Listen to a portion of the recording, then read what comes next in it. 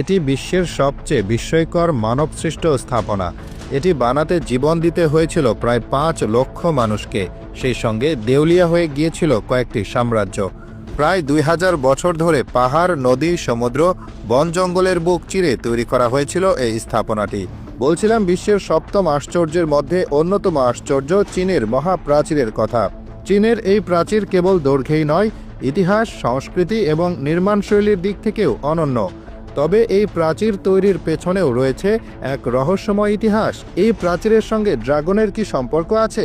কেনই বা একে বিশ্বের সবচেয়ে বড় কবরস্থান বলা হয়?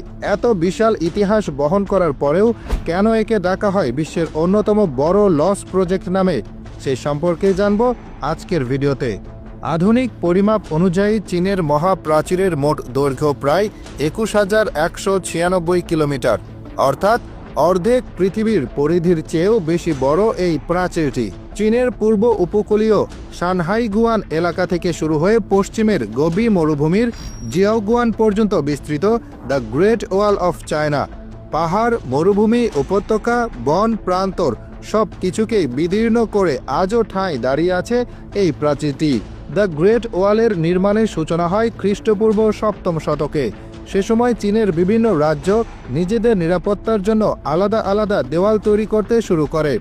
খ্রিস্টপূর্ব ২২১ সালের দিকে চীনের প্রথম সম্রাট কিন শি হুয়াং সম্পূর্ণ চীনকে একত্রিত করতে সেই সব ছোট ছোট প্রাচীরগুলোকে একত্র করে বিশাল একটি প্রতিরক্ষা প্রাচীর গড়ে তোলেন, আর এটাই পরিচিতি পায় চীনের মহাপ্রাচীর নামে। সুতরাং এই দেওয়ালের মোট বয়স প্রায় ২৭০০ বছর। তবে বর্তমানে আমরা যে অংশগুলো দেখতে পাই তার অধিকাংশই নির্মিত হয় মিস্টার রাজবংশের আমলে, অর্থাৎ ১৩৬৮ থেকে ১৬৪৪ খ্রিস্টাব্দের দিকে। সেই সময় মঙ্গলদের আক্রমণ প্রতিরোধ করতে এই সুদৃঢ় দুর্গ ব্যবস্থাটি আরও শক্তিশালীভাবে গড়ে তোলা হয়। চীনের ইতিহাস অনুযায়ী এখানকার লোকজন মনে করত কয়েক হাজার বছর আগে এখানে একটি ড্রাগন এসে বসেছিল এবং তার রেখে যাওয়া পায়ের ছাপ থেকেই এই প্রাচীরটি বানানো হয়।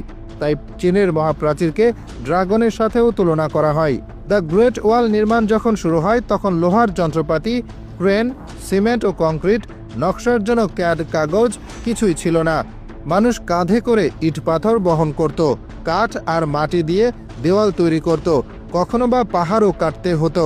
তবে সময়ের সাথে সাথে নির্মাণ কাজেও পরিবর্তন আনা হয়। মিং যুগে প্রাচীর নির্মাণে চুন, ইট ও পাথরের ব্যবহার বেশি হয়।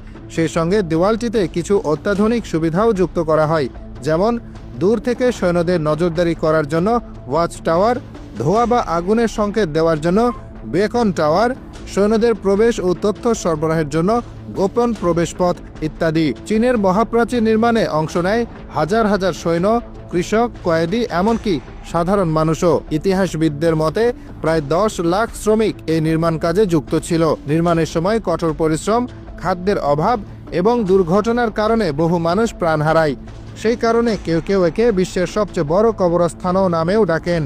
চায়নার গ্রেট ওয়াল নির্মাণের প্রধান উদ্দেশ্য ছিল শত্রুর হাত থেকে চীনকে রক্ষা করা, কিন্তু এই প্রাচীর নির্মাণের পরেও মঙ্গল বা অন্যান্য বিদেশি শক্তি চীনে আক্রমণ করে এর ক্ষমতা ছিনিয়ে নিতে সক্ষম হয়েছিল। লাখ লাখ মানুষের শ্রম আর প্রাণের বিনিময়ে তৈরি এই প্রাচীরকে তাই বিশ্বের অন্যতম বড় লস্ট প্রজেক্ট হিসেবে মনে করেন কেউ কেউ। বর্তমানে গ্রেট ওয়ালের অনেক অংশই ক্ষয়প্রাপ্ত বা ধ্বংসপ্রাপ্ত হয়ে গেছে। কেবলমাত্র এর ৩০% এর মতো জায়গায় অক্ষত রয়েছে। বাদালি, মুতিয়ান ইউ এর মতো কিছু জায়গা পর্যটকদের জন্য উন্মুক্ত রাখা হয়েছে। প্রতি বছর লক্ষ লক্ষ পর্যটক এই মহাপ্রাচীর দেখতে আসেন। চীনা সরকার বিভিন্ন সময়ে মহাপ্রাচীরটি সংরক্ষণে নানা রকম পদক্ষেপ নিয়েছে। নতুন প্রজন্ম যেন এই ঐতিহাসিক কীর্তির গুরুত্ব উপলব্ধি করতে পারে, তাই চীনের শিক্ষা ব্যবস্থাতেও যুক্ত করা হয়েছে এর ইতিহাস। ১৯৮৭ সালে ইউনেস্কো একে ওয়ার্ল্ড হেরিটেজ সাইট হিসেবে ঘোষণা করে।